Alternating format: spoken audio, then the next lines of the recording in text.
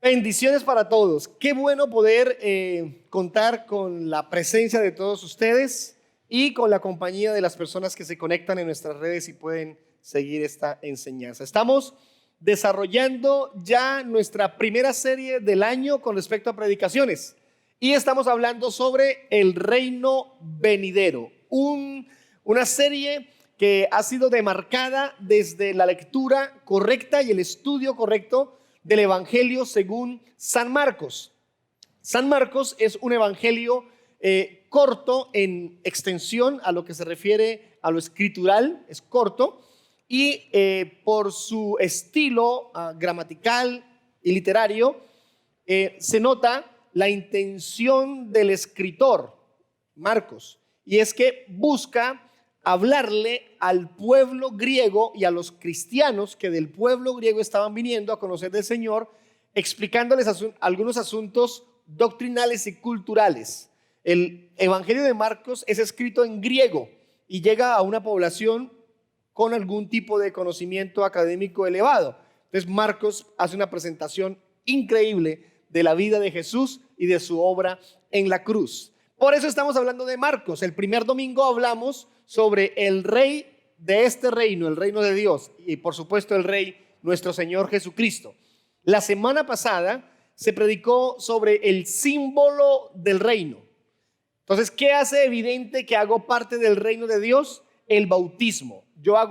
El reino de Dios llega a mi vida cuando creo en Jesús como Salvador, pero se hace evidente ese reino cuando doy el paso del bautismo. Hoy hablaremos sobre algo que ocurre en los versículos 12 y 13 del Evangelio de Marcos en el capítulo 1. Y tiene que ver con la tentación de Jesús. Victoria sobre la tentación. A su dispositivo celular seguramente ya llegó el mensaje de texto con el bosquejo de hoy para quienes quieran seguirlo y tomar datos de la predicación.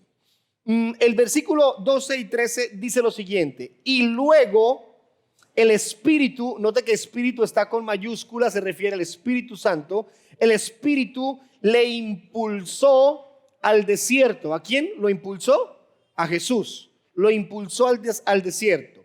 Y estuvo allí en el desierto 40 días y era tentado por Satanás. Y estaba con las fieras y los ángeles le servían. Algunas verdades increíbles de estos dos versículos vamos a exponerlas hoy, pero quiero centrarme en dos ideas fundamentales. La primera, en que Cristo venció la tentación, y la segunda, en que por ese triunfo de Cristo nosotros también podemos, debemos, tenemos que vencer la tentación. Si no es porque Cristo la venció, nosotros no lo podríamos hacer.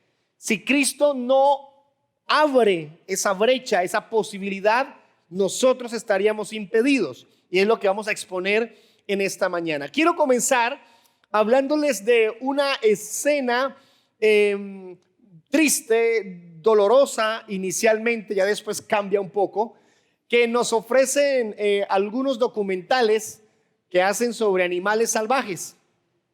Y es que hace unos años la vi, pero en estos días ha sido utilizada en algunos lugares para hablar sobre la tentación y lo peligroso que es enfrentar solos este planeta, este mundo, esta vida. Lo peligroso que es estar solos. Y entonces, viendo algunas situaciones que se dan en el mundo salvaje, los animales, aparece una escena bien fuerte y quiero mostrársela a continuación. Por favor. Aquí encontramos a un león que decidió enfrentar la vida solo. Y como decidió enfrentar la vida solo, se hizo presa de sus enemigos de turno, en este caso, las hienas. Un león tiene la fortaleza física para ganarle en la pelea a una, dos o tres hienas. Seguramente tiene cómo hacerlo. Pero el problema es cuando no es una o dos o tres, sino que pueden ser decenas y decenas de estos animales. Este león, por alguna razón, se aleja de la manada y ahora enfrenta a esta jauría de hienas y al comienzo se defiende, lanza sus garras, sus golpes, incluso alcanza por ahí a morder algunas, pero después de unas horas, porque parece que la pelea dura bastantes horas, después de unas horas, el león comienza a sucumbir y entonces lo que le queda es simplemente enfrentar la muerte. Ese es ya el momento decisivo, ya las fuerzas se acaban, hay decenas de hienas que van a matarlo y seguramente se lo van a comer y ese es el final de la vida de este león. Pueda que muchos noten el esfuerzo que hace, pero su esfuerzo es insuficiente. De pronto, de la nada, entonces aparece el amigo y con un par de rugidos, con un par de carreras, espanta a todas las hienas porque ahora no era un león, ahora eran dos. Y como agradecimiento, el par de leones que en otra situación serían enemigos, ahora se lo agradece, se abrazan, digo yo, si tuvieran brazos, y hasta juegan en agradecimiento por salvarle la vida. ¿Qué tiene que ver esto con nosotros? Pues quiero decirles que nosotros somos tristemente muy buenos para enfrentar esta vida solos. Y enfrentamos los problemas solos, enfrentamos las luchas solos y en este caso enfrentamos las tentaciones solos. Pueda que estemos rodeados de una familia, esposa, esposo, hijos, padres, hermanos, amigos. Pueda que tengamos físicamente personas cerca, pero aunque físicamente estemos rodeados por algunos, emocionalmente podemos sentirnos solos. Y qué frecuente es que enfrentemos las luchas sin buscar apoyo en alguien, sin buscar compañía.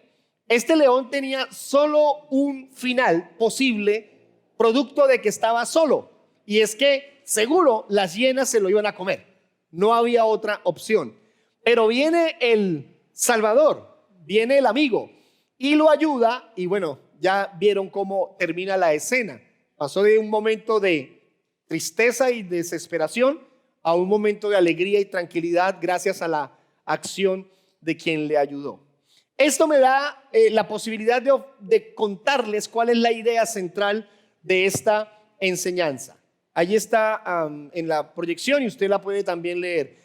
Y es que la victoria sobre la tentación depende con quién tienes comunión. Voy a repetírselo. La victoria sobre la tentación depende de con quién tienes comunión. Es decir, ¿quién está a tu lado para enfrentar la tentación? ¿Quién te está ayudando? ¿Quién viene a tu rescate? Pues quiero decirles que la primera persona, el primero que debe acudir en nuestro rescate a la hora de que estemos enfrentando la tentación, tiene que ser Dios. Tiene que ser nuestro Señor Jesucristo, su Espíritu Santo, que viene a ayudarnos, que nos fortalece, que nos sostiene.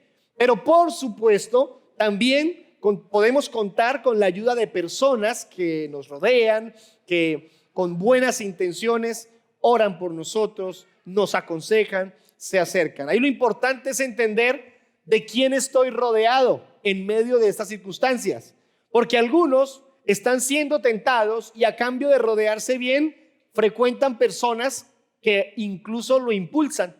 Hágale, no le dé miedo, no tenga temor, hágalo, como fulanito sí lo hace, como fulanita sí lo hace, como en otra ciudad sí lo hacen. Hágalo, y en vez de encontrar apoyo para no hacerlo, algunos encuentran en algunas personas es quien los motiva más y quien los empuja más a hacerlo. Por eso hoy nuestra enseñanza se llama Victoria sobre la tentación. Dios nos da la posibilidad de ser victoriosos sobre la tentación. Una pregunta oportuna, creo yo que es: ¿alguno ha sido tentado en algún momento de la vida? ¿O solamente yo? No, creo que todos somos tentados en muchas áreas, muchas cosas. Lo que es tentación para usted tal vez no sea tentación para otra persona. Es posible. Algunos fueron tentados en estos días. Ayer, no sé si hoy temprano, ya fue tentado hoy. Pues bien, es una realidad y de esto es lo que quiero hablarles en esta mañana con base en el proceso que venimos desarrollando con nuestro estudio del primer capítulo del Evangelio según San Marcos. Primero, quiero decirles una gran verdad. Cristo venció la tentación. Hay una situación aquí descrita por el Evangelio de Marcos. Marcos no le gasta mucho espacio, mucho tiempo a esta escena. Mateo le dedica como 14 versículos y en fin, es más amplio, más detallado. Marcos es conciso y lo cuenta solo en 2 versículos. Y luego el Espíritu le impulsó al desierto. Es decir, Jesús no se fue al desierto a ayunar 40 días porque se le ocurrió, simplemente. O no lo hizo en una intención meramente religiosa, litúrgica o algo por el estilo. No, lo hizo porque el Espíritu Santo lo llevó, lo dirigió. Qué precioso, qué hermoso ser dirigidos por el Espíritu Santo, ser guiados por Él. Qué bueno poder decirle a las personas, a nuestra familia, a quienes están con nosotros, voy a orar y voy a pedir que Dios me dirija en lo que debo hacer, si debo ir, si debo venir, si debo hacer esto o aquello, y tomarnos el tiempo para ser dirigidos por Dios. Yo le aseguro que si nosotros fuéramos dirigidos por Dios en todas las áreas de nuestra vida como corresponde, pues por supuesto menos frustraciones habrían, menos problemas, menos luchas. ¿Por qué? Porque estaríamos siendo dirigidos por Dios permanentemente. La Biblia dice que el que es hijo de Dios es guiado por el Espíritu Santo de Dios. Por eso tenemos esa certeza de ser guiados por el Señor. Y el versículo 13 dice: y estuvo allí en el desierto 40 días y era tentado por Satanás. Esta es la escena que quiero contarles. Él sale de su bautismo. Recuerden que la semana pasada se nos habló sobre el bautismo. Jesús sale de ese momento del bautismo y se adentra en el desierto, un lugar agreste, complicado, altas temperaturas en el día, bajísimas temperaturas en la noche, y lo propio de estar en el desierto. La Biblia describe incluso que habían fieras, que habían animales salvajes que podían lastimarlo, y sin embargo él va al desierto y 40 días ayuna, y estando en el desierto es tentado por Satanás. Una escena, como dije ya, fuerte. Nadie, o por lo menos muy pocos, ayunan 40 días, muy pocos. Algunos que no han desayunado a las 9 de la mañana ya hasta pálidos se ponen, ¿sí? Esta gente en estos tiempos era frecuente, y ahora nuestro Señor Jesucristo da el ejemplo, ayunando 40 días. 40 días sin pan, seguramente sin bebidas, y aislado, demarca eso una intención espiritual profunda, un anhelo de comunión, de intimidad con Dios. Y de esto es que quiero hablarles un poco en este día. Leyendo sobre este proceso del Evangelio de Marcos y de la tentación de Jesús, podemos encontrar 2 verdades importantes. En su tentación, Cristo demostró su humanidad. Cuando Jesús fue tentado con respecto a que volviera las piedras pan. Fue tentado en su orgullo, fue tentado en su ser interior con respecto a las riquezas. El diablo le dijo: si usted me adora, le doy todos los reinos del mundo. ¿Qué demostró ahí el diablo? Que es dueño de los reinos del mundo. Es el príncipe de este tiempo, dice la Biblia. El diablo controla, domina el sistema. Sí o sí, esa es la realidad. Y le dijo luego: súbase a la punta del templo y se lanza, y los ángeles lo van a cuidar. Y lo tentó en varias áreas. Jesús no pecó, y lo que sí quedó claro es que es humano. Fue probado, fue tentado en áreas muy humanas para los que creen que Jesús enfrentó la vida aquí en la tierra como Dios. ¿Cómo no iba a Jesús mantenerse santo si es que Jesús es Dios? Piensan algunos. Algunos dicen, él fue a la cruz, pero como era Dios no le dolía.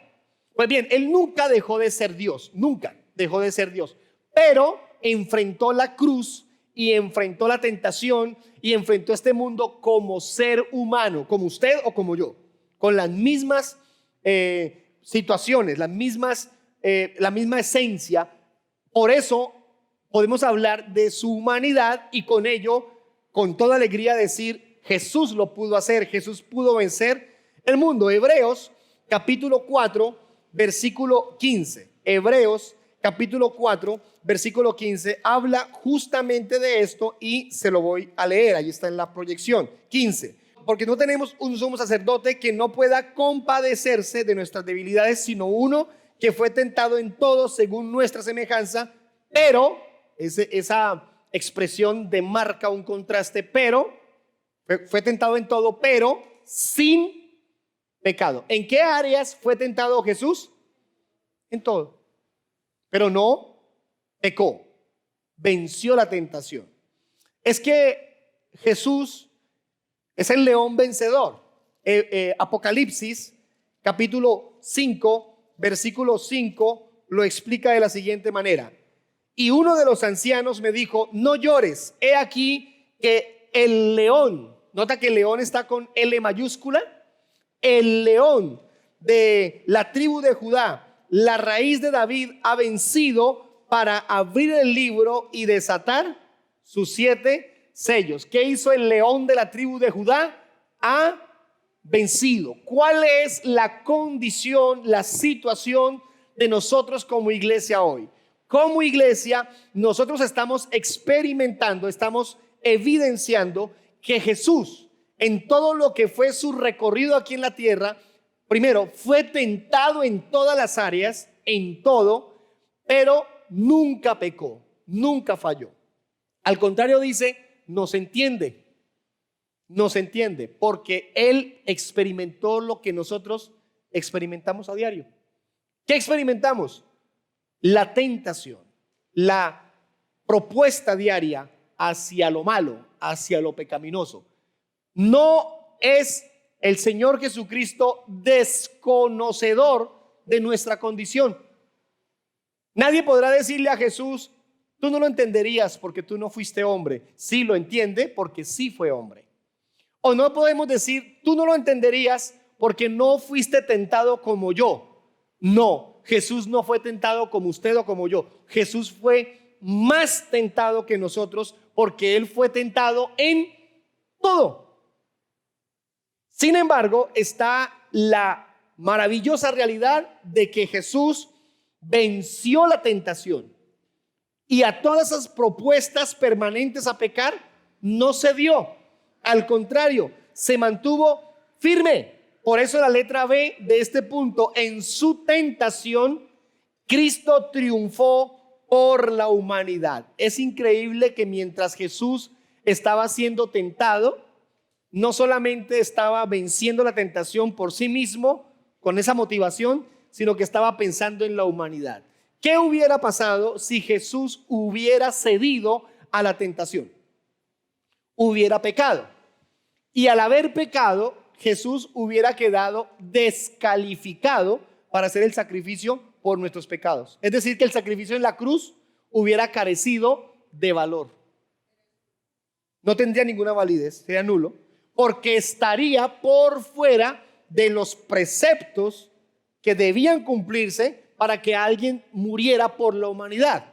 La Biblia dice que Jesús es el Cordero inmolado, sin mancha, perfecto, puro, limpio, santo.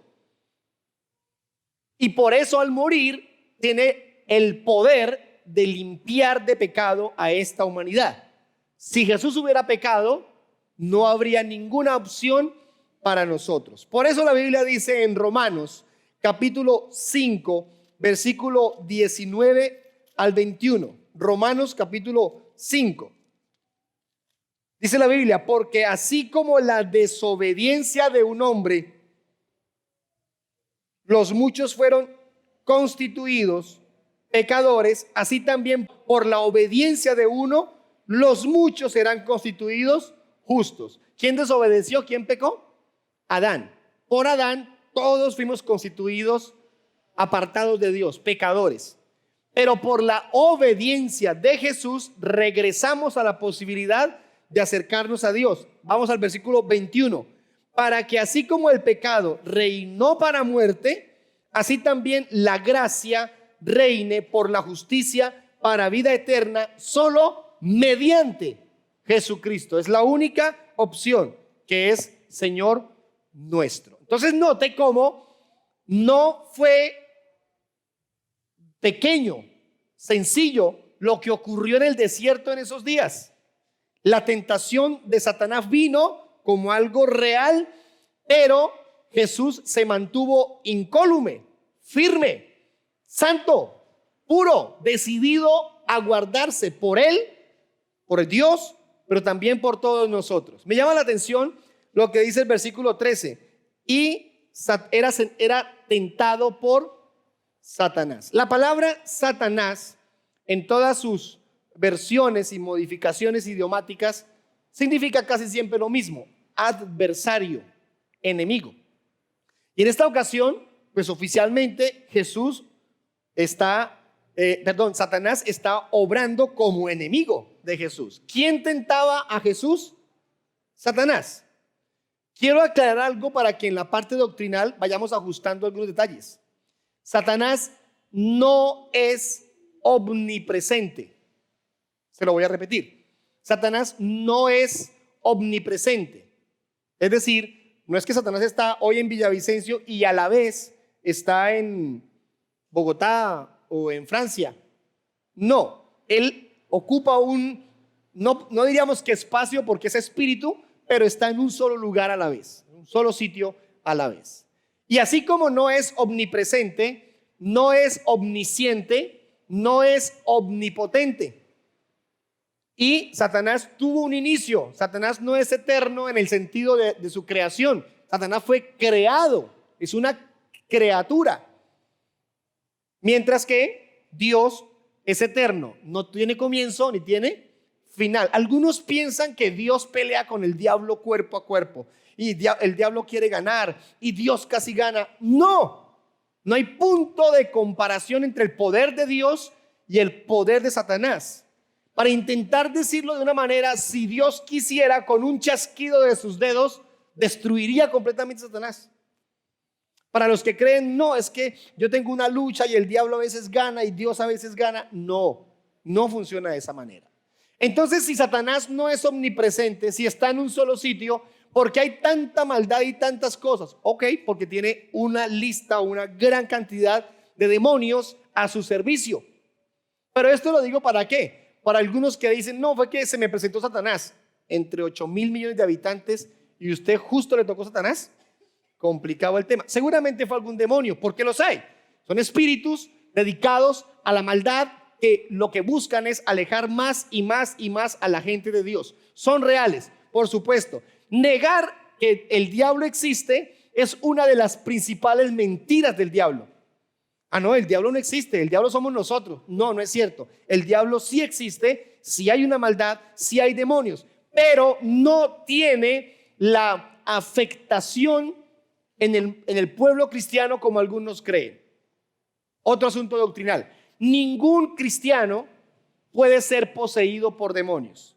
Y se lo voy a repetir: ningún creyente es poseído por demonios. Hay unas razones lógicas, aunque escrituralmente también podemos explicarlo.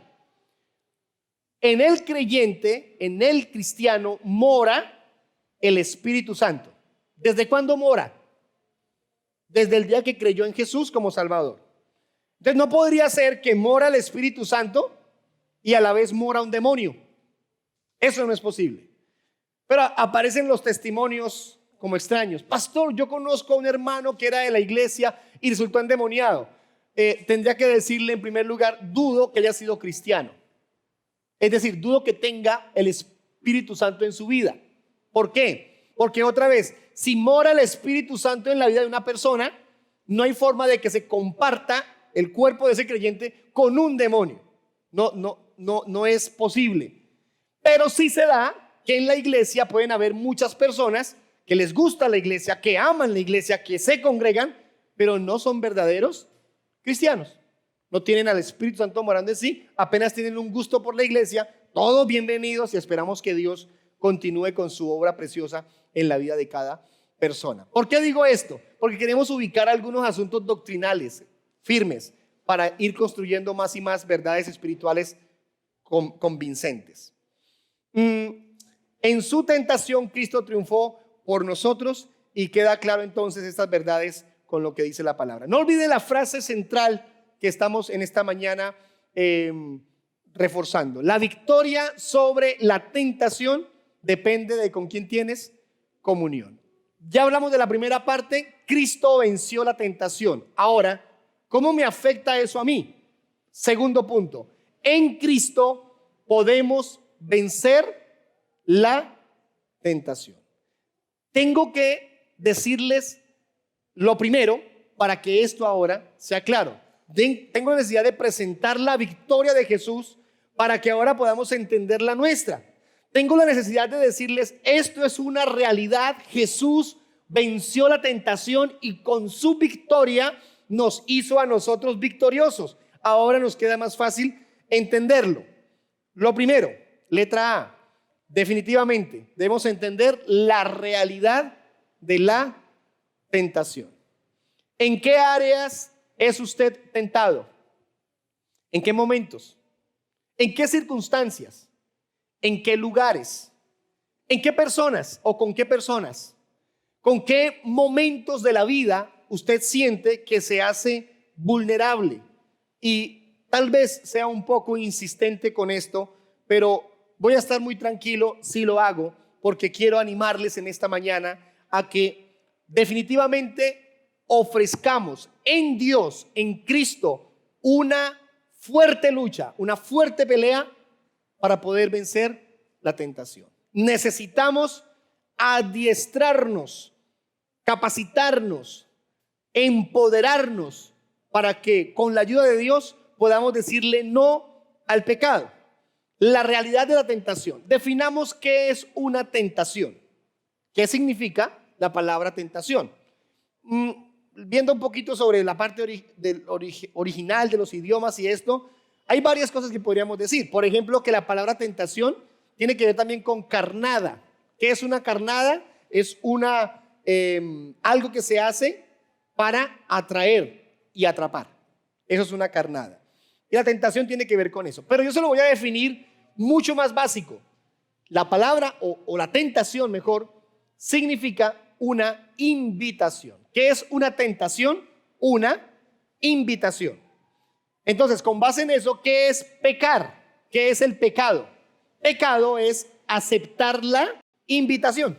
Entonces, todos aquí tenemos a diario invitaciones. Estamos hablando de tentaciones, es decir, invitaciones a lo malo. Todos los días tenemos invitaciones, todo el tiempo. Pero depende de usted y de mí si aceptamos la invitación. Y ahí es donde aparecen algunas frases un poco tristes y dolorosas, donde dicen, por ejemplo, yo no puedo. A mí me pasa eso y yo caigo y yo cedo ante la tentación. Es que es imposible para mí. Yo no soy capaz. Es que cuando esa persona llega o esa persona me dice o eso pasa o esto ocurre o esto aquí o esto acá, yo no puedo y yo tengo que hacerlo. Es imposible. Le voy a leer dos textos bíblicos. Miren este. Primera carta de Pedro, capítulo 5, versículo 8. Primera de Pedro, capítulo 5, versículo 8. Sed sobrios y velad, porque vuestro adversario el diablo, como león rugiente, anda alrededor buscando ¿a quién? Devorar. Entonces, ¿la tentación es real, sí o no? Sí. ¿Cómo anda el diablo? Aquí lo presenta como un león malo. ¿Qué hace el león? Está esperando el momento justo para atrapar, atacar y devorar a su víctima. Es una realidad, pero hay otra realidad que va de la mano. Segunda carta a los Corintios, capítulo 2, versículo 11. Segunda carta a los Corintios, capítulo 2, versículo 11. Mire lo que dice. Para que Satanás no gane ventaja alguna sobre nosotros, pues no ignoramos sus maquinaciones. Entonces, ¿cuál es la invitación que hace el escritor? Pablo aquí está diciendo, ustedes prepárense, esfuércense, busquen la ayuda necesaria. La primera ayuda es nuestro Dios, porque definitivamente no podemos hacernos, ¿cómo se dice? Los de la vista gorda, creo que se dice. Los de la vista gorda con respecto a los ataques del diablo. ¿Qué dice? Las maquinaciones. En otras versiones dice las estrategias. La trampa, las trampas que el diablo hace. Es sorprendente lo astuto que puede ser el enemigo para buscar la caída del creyente, del que se está acercando a Dios. Por eso le digo como letra B, en Cristo nunca enfrentaremos tentaciones que no podamos resistir. Y aquí aparece algo que tiene que partir hoy en dos nuestro concepto sobre las tentaciones. Mire lo que dice la primera carta a los Corintios, capítulo 10, versículo 13. Primera a los Corintios, capítulo 10, versículo 13. No os ha sobrevenido ninguna tentación que no sea humana. Pero fiel es Dios, que no os dejará ser tentados más de lo que podéis resistir, sino que dará también juntamente con la tentación la salida para que podáis soportar. Note esto. Él no nos dejará ser tentados más de lo que podamos resistir. Escuchen la frase de algunos: yo no puedo abandonar esto o aquello. La frase de algunos es que cuando eso pasa, yo no soy capaz de manejarlo. Es que cuando esa persona o esta situación o aparece este lugar o algo así, yo caigo, no puedo negarme a eso. Pues cuando una persona dice no puedo dejar de hacer algo para pecar, está desvirtuando la palabra de Dios. Porque ¿qué dice la palabra de Dios? Que Él está con nosotros para que podamos resistir cualquier tentación, porque no vendrá ninguna tentación más fuerte que nosotros. Ahora, ¿más fuerte que quién? Que nosotros, refiriéndose a teniendo la ayuda y el amor de Dios. Por eso, la frase central de nuestra predicación es: la victoria sobre la tentación depende con quién tenemos comunión. Si su comunión es con sus amigos, con sus amigas, que lo que hacen es invitarla a lo malo, pues hombre, más fácil va a caer. Pero si su comunión es con Dios y se acerca al Señor, pues usted tendrá las herramientas, los recursos, porque la promesa es: Él no nos dejará caer, porque estará con nosotros, porque nos dará las fuerzas. ¿Sabe qué dice la Biblia? Él, así como ocurre la tentación, de una vez aparece la puerta para escapar de la tentación. ¿Qué promesa?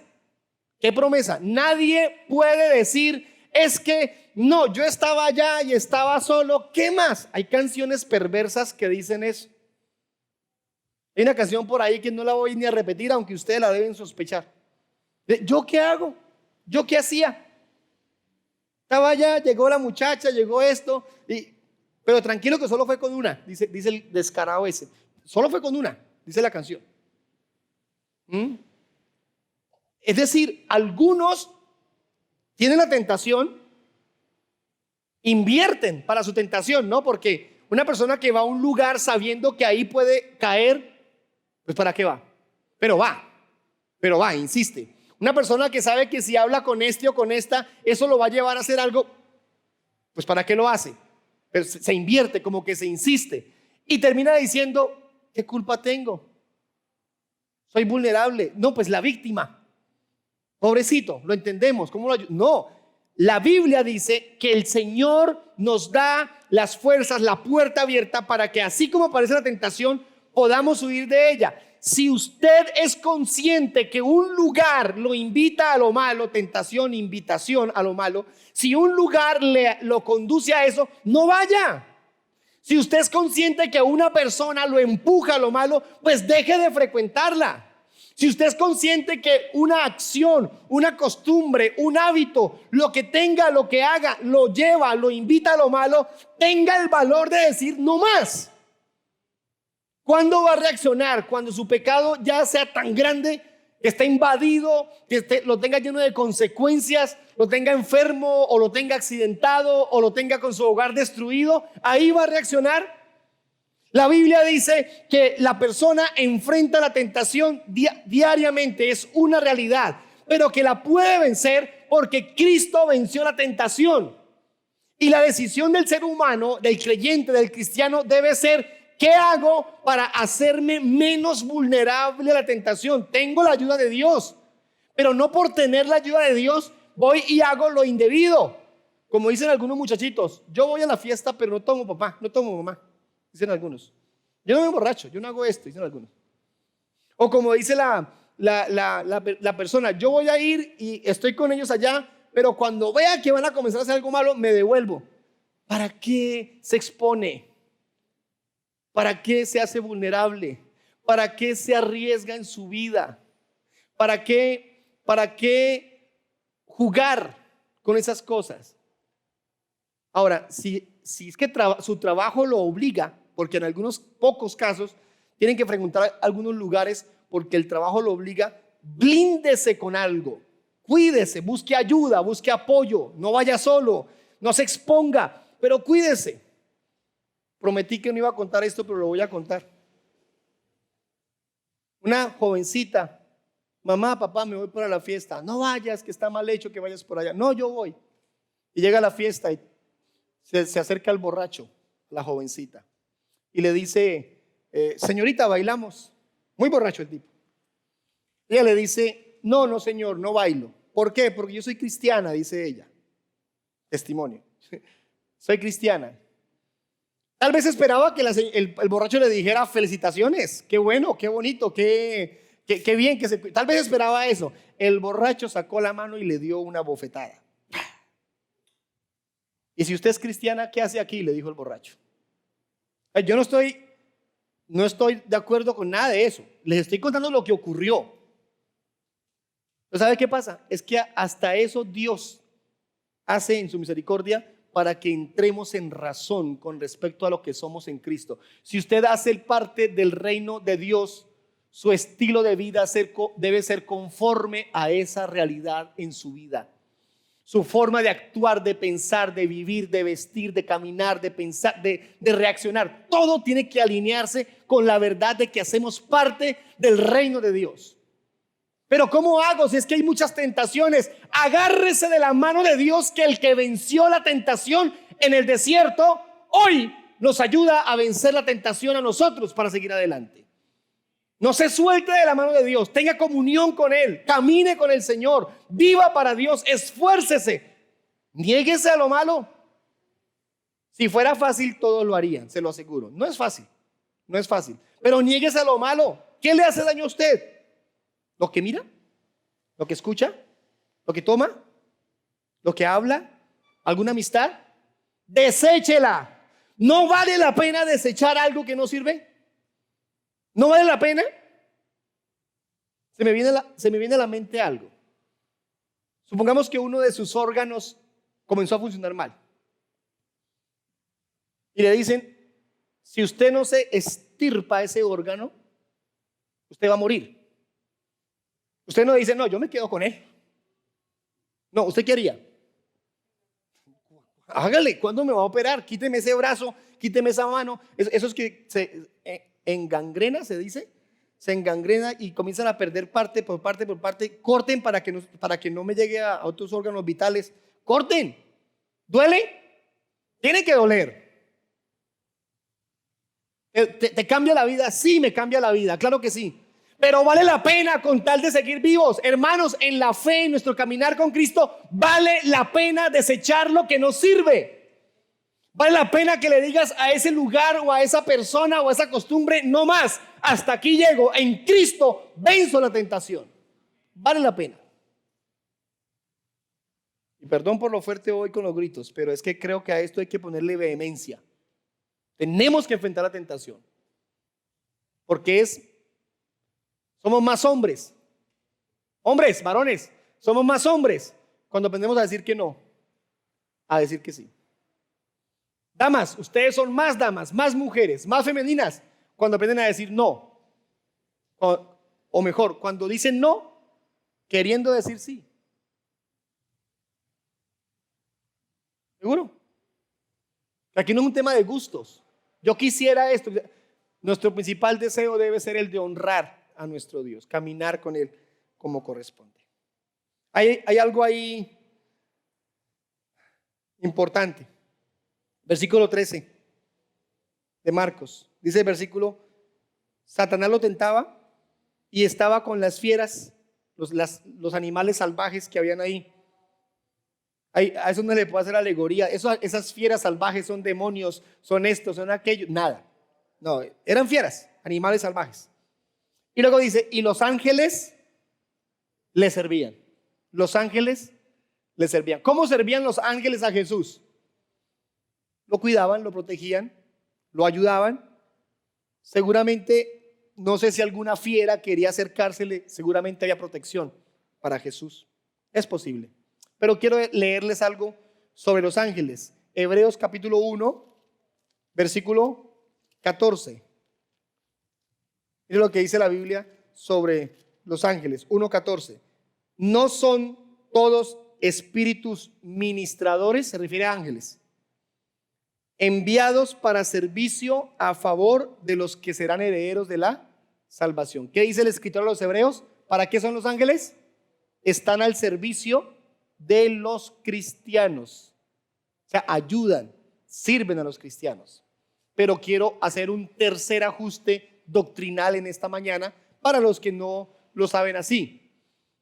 Es real, los ángeles son reales, los ángeles de Dios, y sirven a la iglesia, es decir, Dios hace su voluntad en nosotros a través de ellos, sí o sí. Pero también es real que la Biblia en ningún lado dice que hay que orarle a los ángeles, que uno le pide, le hace peticiones a los ángeles, o yo tengo al ángel Gabriel en la cunita del niño para que me cuide mi bebé. Nada de eso existe. Es que yo me le encomiendo al ángel San Gabriel o al ángel San Rafael o al ángel No, eso no es bíblico. No, es que yo mando ángeles para que me cuiden. Yo me bajo del carro y dejo un ángel atrás y un ángel adelante cuidándome el carro. No existe eso. En ningún lado la Biblia da esa posibilidad. ¿A quién oramos? Al Padre. ¿Qué le pedimos a Él? Que Él haga su voluntad. Ya si Él decide poner ángeles o arcángeles o poner al que quiera, Él lo hará, porque Él es Dios, Él tiene el poder para hacerlo. Entonces, ¿qué aclaramos? Que sí son reales los ángeles que actúan, pero que nosotros como seres humanos, como iglesia, no tenemos incidencia en su accionar producto de nuestra oración o nuestra petición. No funciona de esa manera. Eso desde el contexto bíblico, del concepto doctrinal. Y por último, para cerrar, motivándonos más a apartarnos del pecado y la tentación. La victoria sobre la tentación es más segura en comunidad, estando juntos. ¿Qué pasó? ¿Cuándo el león se salvó de las hienas? Cuando el otro lo ayudó. Voy a leerles un texto más y terminamos. Póngase en pie, por favor, es tan amable. Eclesiastés, capítulo 4, versículo 12. Y miren cómo el escritor de Eclesiastés hace una pequeña presentación del valor que tiene de estar juntos. El versículo 12 dice: y si alguno viene a pelear contra uno, prevaleciere contra uno, dos le resistirán, y cordón de 3 dobleces no se rompe pronto. Si alguno está enfrentando un problema, pero viene alguien y le ayuda, entonces le van a vencer, porque cordón de 3 dobleces no se rompe pronto, hablando de unidad, de amor. Miren, nuestra primera ayuda, la primera persona que nos puede ayudar para enfrentar la tentación es Dios.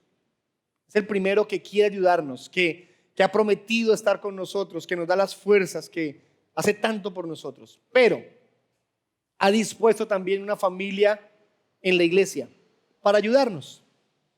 Entonces busque ayuda. Llame a alguien. Pida auxilio. Jóvenes, muchachos, señoritas, pidan auxilio. Claro, pidan auxilio a la persona correcta. Jovencitas, pidan ayuda a una mujer, a una dama, a una amiga de confianza. Jóvenes, a un varón. Esposas, esposos, busquen ayuda en medio de la tentación. Si usted sabe que las cosas están muy duras, que está muy complicado de vencer, refúgiese en Dios y busque ayuda en alguien.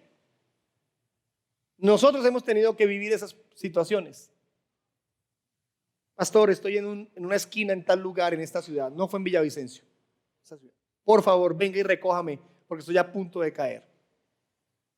¿Y saben qué creo? ¿Saben qué creo? Que Dios dio eso como puerta de rescate a la tentación ese día. Y llegamos con mi esposa, estábamos en motos, llegamos en motos. Lo subí en la moto y nos fuimos a hablar en algún lugar. Me contó la historia, triste. Pero ¿sabe qué es eso? Entender que somos familia. Tenemos que apoyarnos, tenemos que ayudarnos. Oremos y le pedimos a Dios su ayuda. Padre,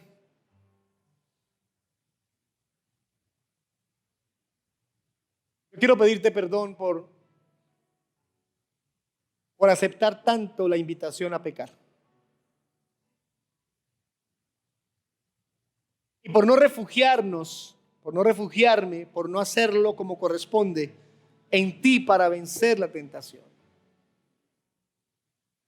Perdón porque fallamos de tantas maneras y nos hacemos más vulnerables por nuestra irresponsabilidad, por nuestra inmadurez, por nuestra falta de compromiso de enfrentar con valor, con verdadero honor, con dignidad este lugar precioso que nos has dado al hacer parte de tu reino.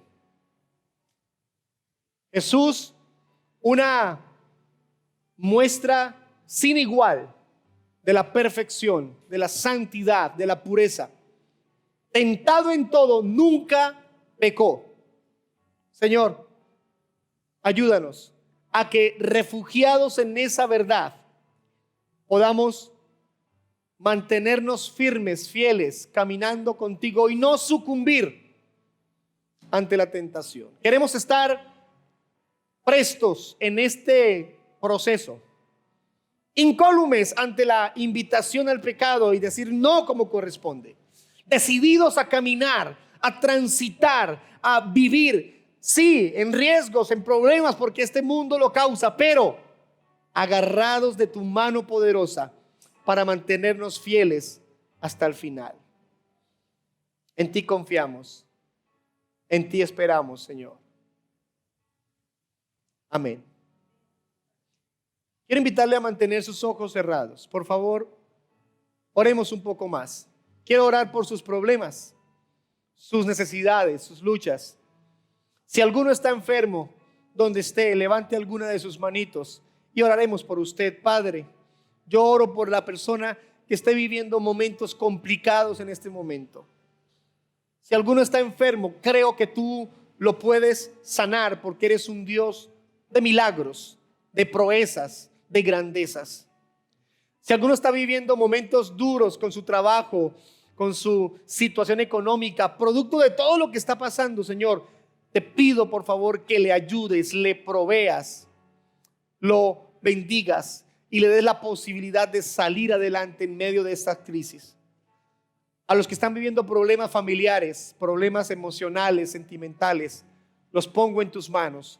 Te pido que los ayudes también, que hagas un milagro, que traigas reconciliación, perdón, paz, amor a sus corazones. Y Señor, te pido por todos aquellos que están comenzando su vida cristiana, fortalécelos y ayúdalos a continuar adelante en fidelidad a ti, amándote como corresponde siempre. En el nombre santo de Jesús. Amén y amén.